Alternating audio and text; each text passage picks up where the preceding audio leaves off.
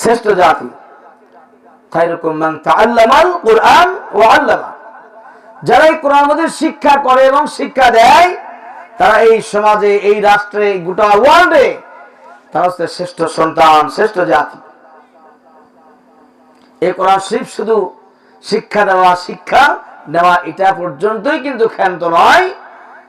এই কোরআন শিক্ষা যেমন ফরজ, তেমনি ভাবে এই কোরআনুল কারীমের অর্থ বুঝে বুঝে পড়া ফরজ।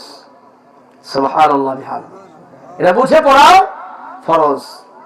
এই কোরআনুল কারীমের তিনটা হক: 1 নম্বরে পড়া, 2 নম্বরে বুঝে বুঝে পড়া, 3 নম্বরে এর উপরে আমল করা। যদি বুঝে পড়ে এবং আমল করে, কোন মানুষ কি বিভ্রান্ত হবে? বলেন, কোন মানুষ কি ক্ষতিগ্রস্ত হবে? ক্ষতিগ্রস্ত হবে না। ওয়াতাসিমু বিহাবলিল্লাহি জামিআন ওয়া লা তাফাররাকু, ওয়াতাসিমু বিহাবলিল্লাহি জামিআন।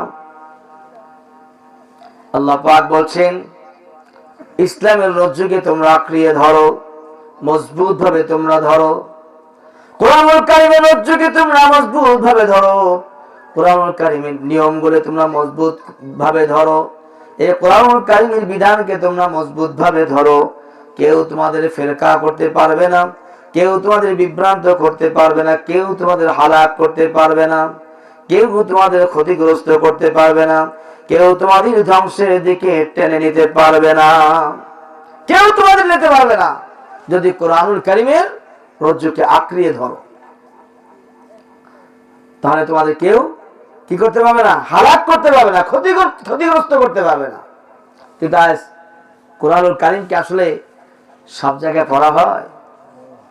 আজ পুঁজিবাদ হয়ে গেছে, বিজনেস হয়ে গেছে, নিজের পকেটের দিকে টান হয়ে গেছে, নিজের দলের দিকে টান হয়ে গেছে, নিজের স্বার্থ অর্থ গুছানোর জন্য যতগুলো কৌশল অবলম্বন করা দরকার, এগুলো হয়ে গেছে মানুষকে দিয়ে, মানুষের কাছ থেকে নিজের স্বার্থ হাসিলের জন্য ব্যবহার করছে, ব্যবসা করছে।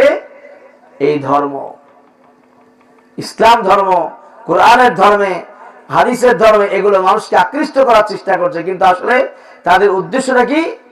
অন্যদিকে রয়েছে। এই জন্য আমরা এখানে যারা বসছি, আমরা সকলেই কিন্তু জ্ঞানী মানুষ। আল্লাহ পাক আকুল ক্ষমতা আমাদের সকলকে দিয়েছেন, দেন নাই? আমরা কি এখানে কেউ পাগল আছে? বলেন, আমরা কি কেউ পাগল আছে এখানে?